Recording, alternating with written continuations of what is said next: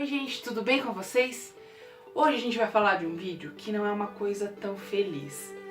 São os 30 anos do acidente com o Césio 137 em Goiânia. Mas antes de começar a falar desse assunto para vocês, não se esqueçam de se inscrever no canal, clicar no sininho para receber as notificações e dar o like, porque você dando o like, o YouTube entende que você gosta do Smart Canal.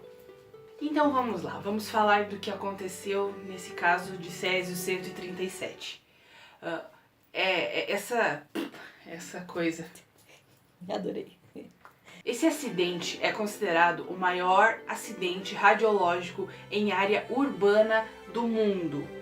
Por que ele é o maior? Porque geralmente os acidentes acontecem em usinas nucleares, não em área de casas e escolas em cidades normais. É sempre num lugar afastado. E esse não. Esse aconteceu numa área urbana. E esse acidente aconteceu um ano depois do acidente em Chernobyl, na União Soviética. Você peidou?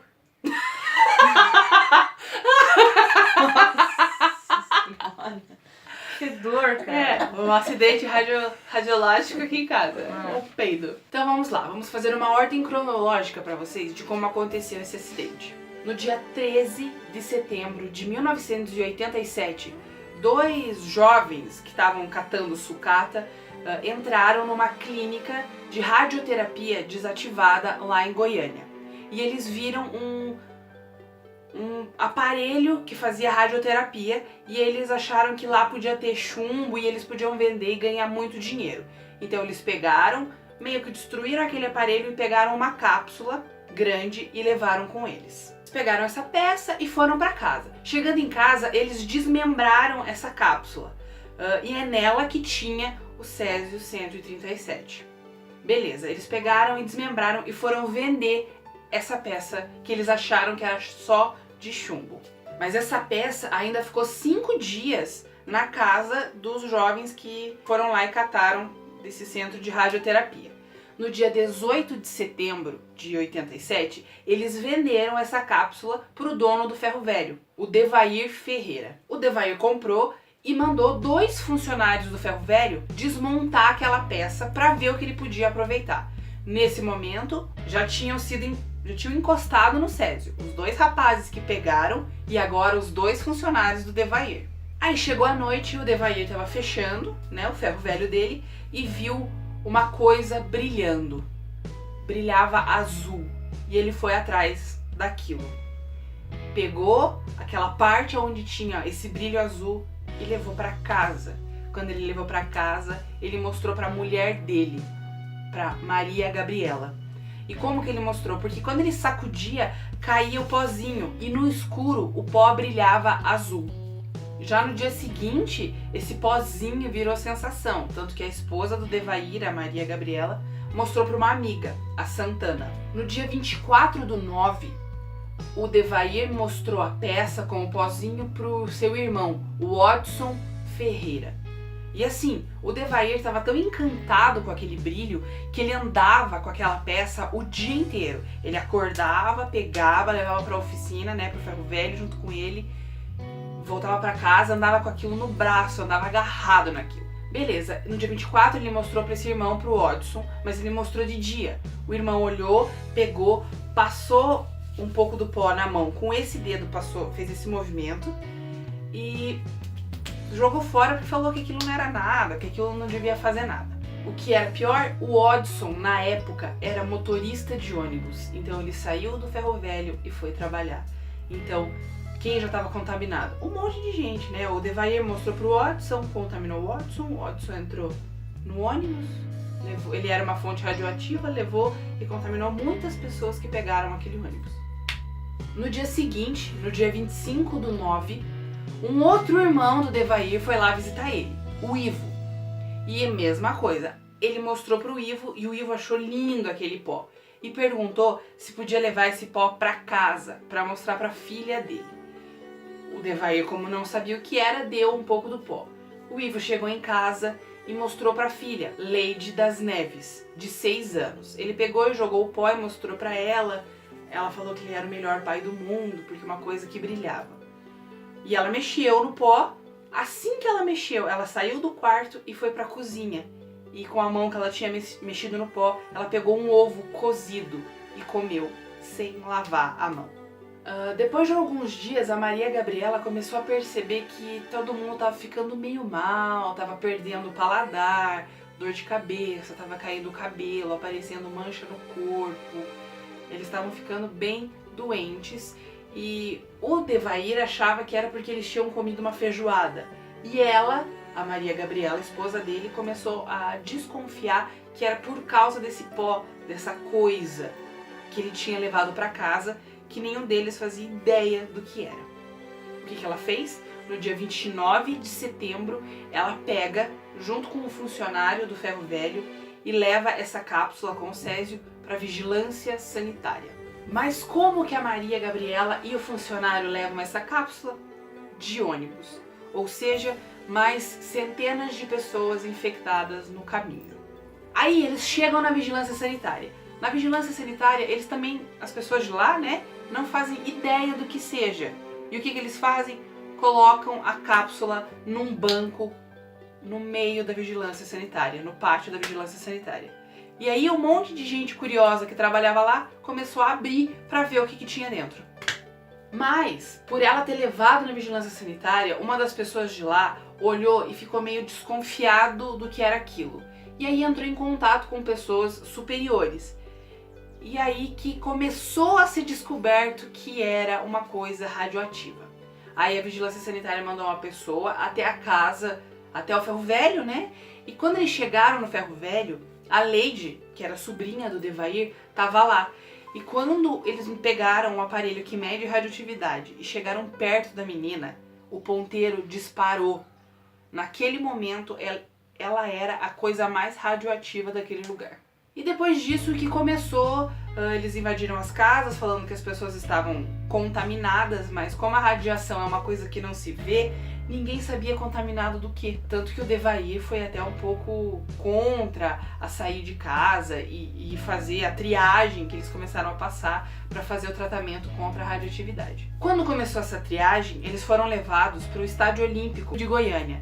Eles foram levados para lá e o pessoal da CENEM, que fazia o controle de coisas radioativas, faziam o teste e dividiam lá em graus de quem precisava de tratamento e quem não precisava. Aí as pessoas que foram mandadas para o Rio de Janeiro porque estavam com alto grau de contaminação.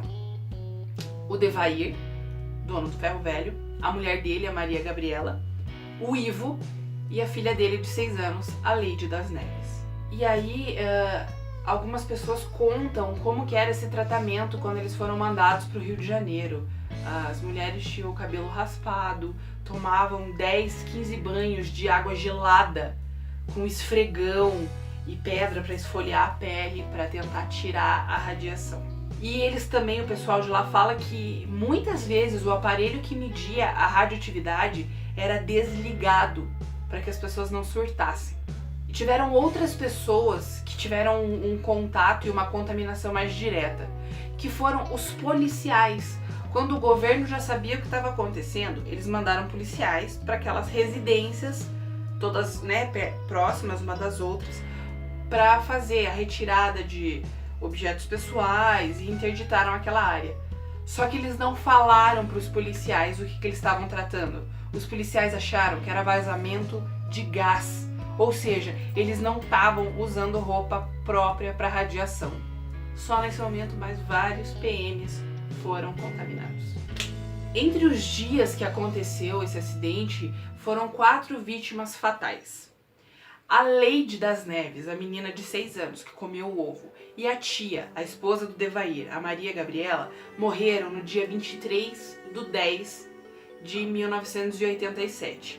E elas foram enterradas no cemitério de Goiânia no dia 24, mas o enterro não foi fácil. O caixão delas foi feito de fibra de vidro e chumbo para que a radiação não se espalhasse quando foram enterradas. E elas não foram enterradas próximos dos outros túmulos, eram num canto afastado do cemitério. E no dia do enterro, as pessoas, os moradores, a população, não queria que eles fossem enterrados lá. Né, que elas fossem enterradas lá.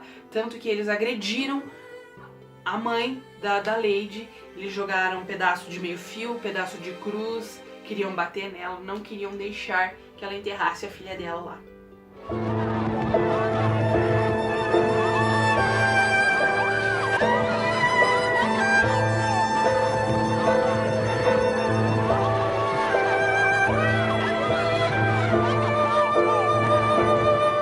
E as outras duas vítimas fatais daquele momento foram os dois funcionários do Ferro Velho, que eles morreram no dia 27 e 28 de outubro de 87 e foram enterrados perto da Maria Gabriela e da Lady, afastado lá no cemitério. E nesse processo, quando eles estavam tirando os pertences das pessoas das casas, foram 14 containers de lixo que foram tirados. E eles foram soterrados lá em Goiânia. O mais triste desse acidente é que ele só aconteceu por causa da ingenuidade, da inocência das pessoas em achar que um acidente radiológico, de radioatividade, só pode acontecer em usina. Não! Aquela maquininha que você tira raio-x tem radioatividade, não é pra você lá ficar mexendo. Tem os profissionais que fazem isso. E essa ingenuidade fez muitas vítimas. Na época foram mais de 600 pessoas, fora o que eles não mediam com o aparelho, fora as outras que tiveram medo e nunca foram procurar para não saber o que aconteceu. E o que isso causa?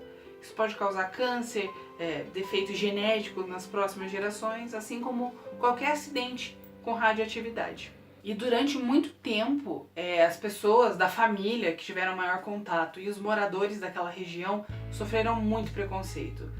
Vizinhos que se mudavam e falavam, aquele ali é do Césio. Falavam para as pessoas, não ande com esse aí na rua, que esse aí é do Césio. Achavam que as pessoas estavam contaminadas. E na época do acidente, não queriam deixar os goianos entrar nos aeroportos porque eles iam contaminar. Não, a Goiânia não conseguia exportar nada porque eles achavam que tudo estava contaminado. Foi bem trágico. E como eu tinha falado, foram 4 vítimas fatais naquela época. Só que tiveram 2 vítimas que morreram depois, mas por causa da depressão daquele fato que aconteceu. O Devair, que era o dono do Ferro Velho, ele morreu no ano de 94. E depois que esse acidente aconteceu, ele virou alcoólatra, porque ele ficou em depressão, ele não conseguia lidar com a perda da esposa, da sobrinha, dos funcionários. Ele não se achava culpado porque ele não sabia, então ele não fez porque ele quis, mas ele ficou muito triste porque ele destruiu a vida da família dele. E o Ivo, que é o pai da menina de 6 anos, da Lady, ele morreu no ano de 2003 de enfisema pulmonar. E o irmão dele, o Odson, contou que ele fumava 6 maços de cigarro por dia, porque ele entrou num estado de depressão tão grande porque ele se achou o culpado de ter matado a filha, porque foi ele que levou o pozinho e mostrou para ela.